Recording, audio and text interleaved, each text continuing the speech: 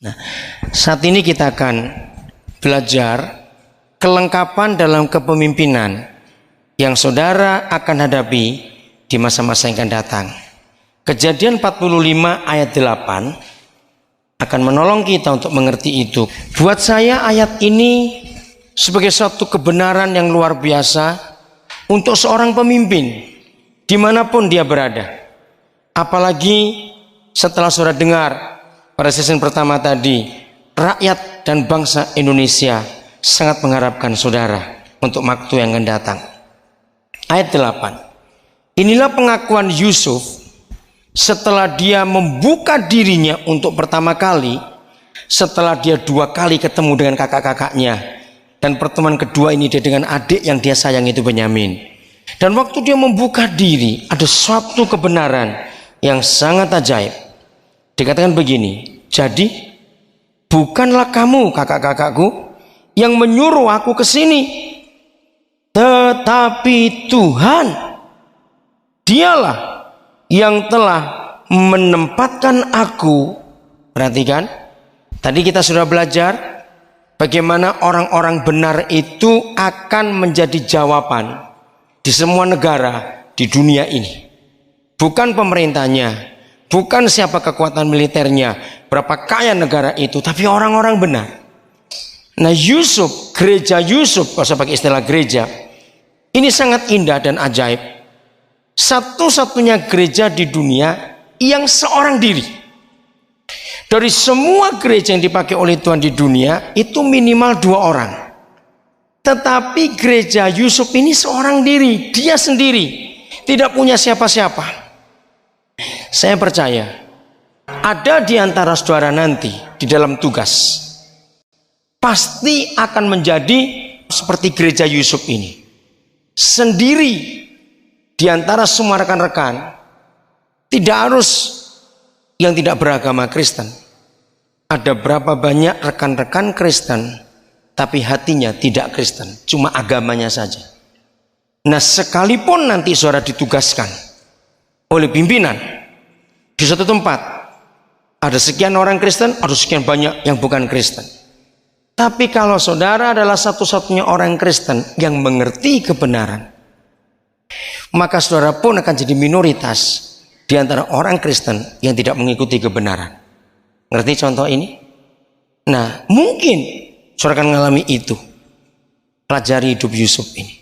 Dia seorang diri di tengah-tengah negara yang begitu besar dan sihirnya luar biasa. Tidak ada saudara seimannya di tempat itu, cuma ada sendiri. Tapi saudara, dia bisa menemukan suatu rahasia. Tuhan menempatkan dia dengan 3 posisi yang mewakili Tritunggal Kudus. Coba kita lihat. Kata ini, Yusuf berkata begini pada kakak-kakaknya, tetapi Tuhan, dialah yang menempatkan aku, 1, sebagai apa? Bapak bagi Firaun. Ini yang mengganggu pikiran saya bertahun-tahun sebagai hamba Tuhan. Walaupun di Alkitab tidak ditulis berapa umur Firaun, tapi kalau umur Yusuf ditulis. Kalau saudara mau teliti, mulai Kejadian 37, dia umur 17 tahun waktu dibawa ke Mesir.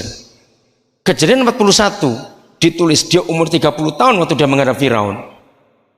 Nah, sampai pada pasal 45 dia sudah memerintah 9 tahun sebagai raja. Berarti dia umur 39 tahun. Walaupun umur Firaun tidak disebut berapa, tapi saya yakin jelas Firaun lebih tua dari Yusuf. Ya atau tidak? Bagaimana mungkin seorang lebih muda menjadi bapak bagi yang lebih tua? Calon pemimpin memiliki hati ini, maka bangsa ini akan sembuh. Seluruh dunia itu butuh bapak, katakan amin. Ini satu kebenaran yang luar biasa. Yang kedua, sebagai apa Tuhan tempatkan dia? Dan sebagai tuan atas seluruh istananya. Inilah figur kedua dalam Tritunggal. Sebagai Tuhan. Figur ketiga ditulis dan sebagai penguasa, seharusnya kata itu, atas seluruh tanah Mesir. Maka itu kalau ada orang tanya kepada saya, idola saya dalam Alkitab setelah Tuhan Yesus adalah Yusuf. Dia sangat mempengaruhi hidup Yusuf, sangat memotivasi. Seluruh apa yang Yusuf miliki sangat-sangat mewarnai seluruh hidup pelayanan saya sampai hari ini.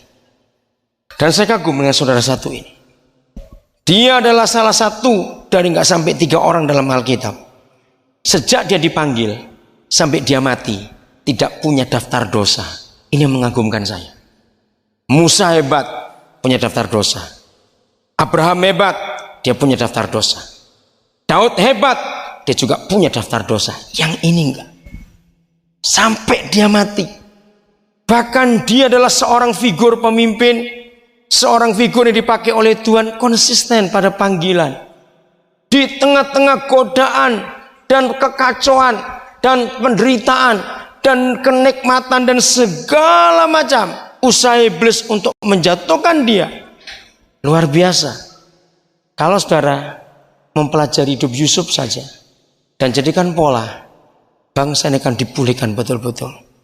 Dan saudara akan jadi pemimpin yang dicintai oleh orang dan rakyat yang saudara pimpin. Sehingga Yusuf adalah satu-satunya pribadi dalam seluruh Alkitab yang pernah ditulis dalam hidupnya dan pelayanannya mewakili 3 Tritunggal Kudus ini. Saya kagum sekali. Tidak ada seorang pun. Saya baca ratusan buku dan belum pernah saya tahu ada hamba Tuhan penulis buku yang membahas masalah ayat 8 ini.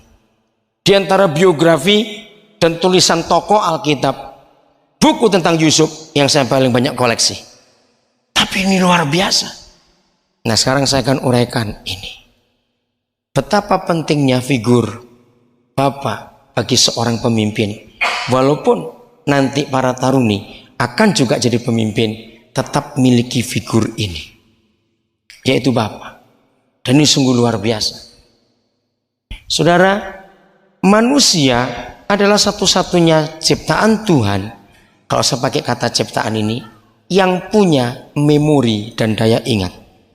Binatang itu nggak punya memori. Mereka hanya punya daya ingat. Binatang punya kepandaian, tetapi mereka tidak punya intelektual. Manusia itu punya kepandaian, tapi juga punya intelektual. Nah, saya akan kupas sedikit malam ini bedanya intelektual, memori dengan kepandaian dan daya ingat. Itu apa? Kenapa manusia punya ini dan binatang tidak? Jawabannya gampang. Kejadian 2 ayat 7 yang menjelaskan kepada kita.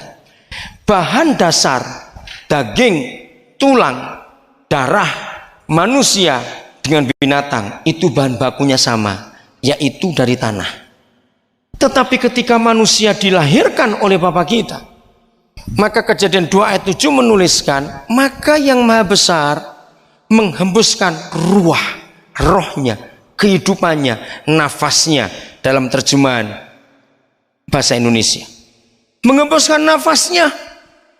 Nah, ini yang membedakan manusia dengan binatang. Ketika saya membuka banyak buku biologi, lalu saya mencari, dan saya menemukan satu hal yang saya sangat kagum dan bersyukur kepada Tuhan. Penemuan ini sungguh jadi berkat buat banyak orang di banyak tempat. Kalau saya bicara tentang perbedaan ini, ternyata gara-gara Kejadian 2 ayat 7, maka hanya manusia yang bisa tertawa, binatang gak bisa tertawa. Maka itu gobloknya Darwin dulu menemukan teori evolusi, dia gak baca dulu ayat 7 Kejadian 2. Ternyata ada perbedaan yang besar antara manusia dengan binatang, karena roh yang Tuhan tempatkan dalam diri manusia. Saya ingin tanya kepada saudara calon-calon pemimpin ini, siapa pernah membuktikan ada binatang bisa tertawa? Binatang bisa senang, bisa.